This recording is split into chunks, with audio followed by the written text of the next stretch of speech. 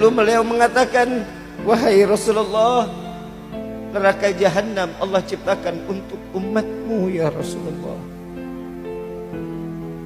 Seketika Rasulullah meneteskan air matanya, lalu diambil wajah kepala Nabi SAW, dipeluk oleh malaikat Jibril, diberikan keteduhan.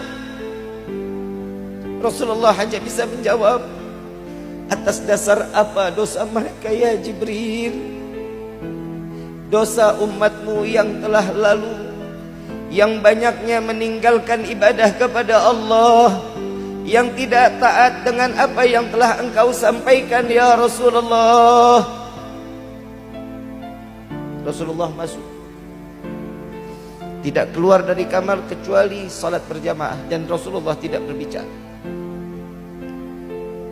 Sampai khawatir para sahabat 3 hari yang dilakukan oleh Nabi dalam hal tersebut. Sayyidina Abu Bakar mengetuk rumah Rasulullah.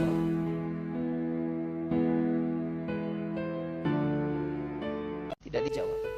Assalamualaikum ya halal baitur rahmah. Selamat salam kepada penghuni rumah yang penuh dalam keberkahan. Tidak dijawab oleh Nabi sallallahu alaihi wasallam. Sayyidina Umar bin Khattab mengetuk rumah Rasulullah, tidak dijawab oleh Nabi. Sayyidina Salman Al-Farisi mengetuk rumah Rasulullah, tidak dijawab. Sehingga Salman Al-Farisi memberanikan diri datang ke rumah Siti Fatimah bintu Muhammad Rasulullah sallallahu alaihi wasallam.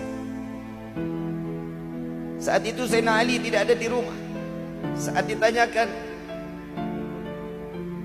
ya bintu Rasulullah, adakah engkau mengetahui apa yang terjadi dalam keadaan ayahmu saat ini?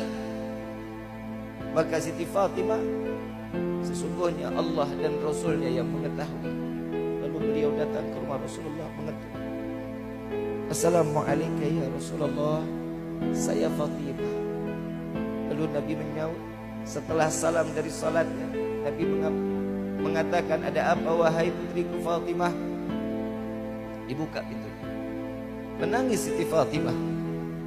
Menangis Siti Fatimah dalam keadaan yang luluh lantah, dalam keadaan beliau gemetar melihat Nabi sallallahu alaihi wasallam, di mana matanya sembab, dalam keadaan kurus, tidak makan kecuali minum.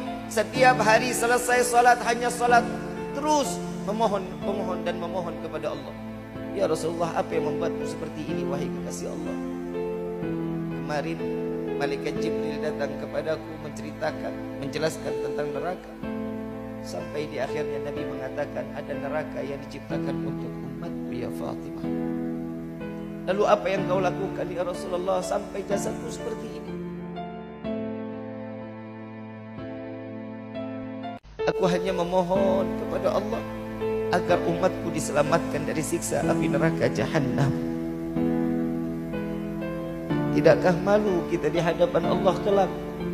Para orang-orang soleh, mereka dalam bangganya membawa pikulan amalia di dalam kehidupan. Orang-orang tua kita terdahulu, mereka dengan bangga apa yang dia lakukan, yang dijalankan dengan atas apa yang diperintahkan oleh Allah. Dengan zakatnya, dengan qiyamul lailnya, dengan sedekahnya, mereka akan bangga datang kepada Allah. Pikulan diperiksa oleh Nabi Muhammad SAW, dan Nabi merasa bangga dan mengatakan, ini adalah umatku ya Rasul, ya Allah. Masuk mereka ke dalam surganya Allah. Bagaimana nasib kita kelak nanti di yaumil qiyamah? Dengan dosa yang kita banyak perbuat, dengan kemaksiatan terus menerus kita lakukan, dengan bangga kita membawa pikulan dosa di hadapan Allah, diperiksa oleh Nabi Muhammad sampai meneteskan air mata, lalu Nabi masih mengatakan, ini adalah umatku ya Allah. Cukup hadirin, cukup membuat menangis Nabi Muhammad SAW. Lewat majlis yang mulia ini, bersama-sama kita meminta, memohon kepada Allah, ya Rabbi, dengan kemuliaan bulan Rajab ini, catatlah nama kami satu persatu di dalam pintu syurga-Mu ya Allah. Tulislah nama kami di dalam hamba yang taubatnya Kau terima ya Allah. Jadikanlah kami seorang manusia yang dapat membahagiakan walaupun hanya sebesar biji zarah kepada hati Sayyidina Muhammad. Al-Fatihah bil qabul wa tamam bil usul wa ila hadratir rasul. Sirrul Fatihah.